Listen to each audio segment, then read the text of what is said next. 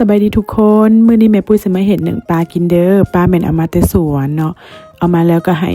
สามีแม่ปุ้ยคั่วให้แม่ปุ้ยสิมาปรุงให้เบิ่งเด้อแม่ปุ้ยจะใส่ข่าวหัวสิงไข่ใบขี้หูดหากผักหอมป้อมนะแม่ปุ้ยตามแล้วก็สิมาปรุงด้วยแป้งนัวเกลือขั่นนอน้ำปลาแล้วก็พริกไทยเนาะทุกคนปรุงสำนี้เลยเด้อหลังจากปรุงแล้วแม่ปุ้ยก็จะคนไปคนมาให้มันทั่วนะทุกคนจะคนไปคนมาให้มันทั่วแบบนี้เนาะแล้วแม่ปุ้ยก็จะเอาข้าวเหนียวเนาะข้าวเหนียวล้างน้ำนี่มาใส่เนาะรู้สึกว่าคั้นใส่ข้าวเหนียวเลยเฮ็ดให้เนื้อปลานี่มันนัวได้ทุกคนแล้วแม่ปุ้ยจะผักปลาไว้จักประมาณ10 นาทีเนาะหลังจากนั้นแม่ปุ้ยก็สิมานึ่งเด้อทุกคนแม่ปุ้ยก็สิเอาใบตองห้องใส่ซึ่งนี่ก่อนซึ่งแม่ปุ้ยก็อยากน้อยนึงเนาะก็บ่เป็นหยังแม่ปุ้ยสิ2สั้นเอาเนาะหลังจากห้องแล้วแม่ปุ้ยก็จะเอาปลาที่แม่ปุ้ยเอือบแล้วเนี่ยลงมาใส่เนาะแม่ปุ้ยใส่ใบผักบัวไปนำเด้อทุกคนเด้อนี่ปลาแม่ปุ้ยแบบสดๆเลยทุกคนเบิ่งตามันแม่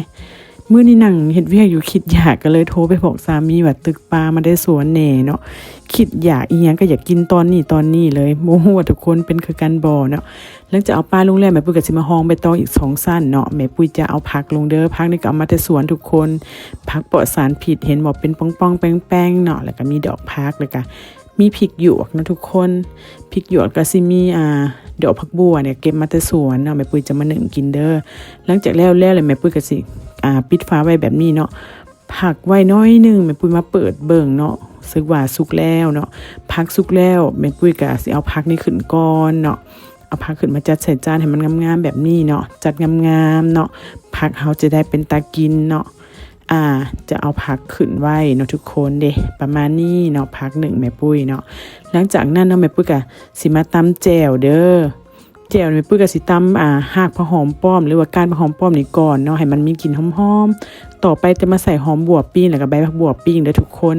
แล้วแม่ปุ้ยจะใส่แป้งนัวลงไปน้อยนึงเนาะแล้วใส่หมักพริกป่นเด้อแม่ปุ้ยจะตำไปเรื่อยๆตำไปจนแบบว่าผักบัวใบผักบัวเนี่ยมันแหลกแล้วเนาะทุกคนจะเอาปลาแดกลงใส่เด้อ